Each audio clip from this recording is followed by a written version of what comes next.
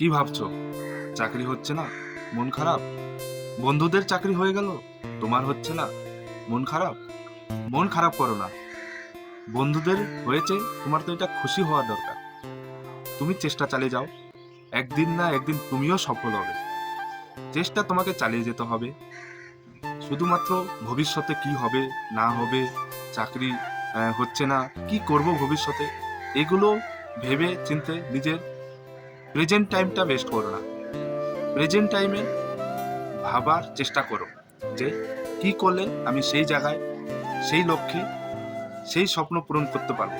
তো সেইটা তোমার ভাবতে হবে প্রেজেন্ট টাইম।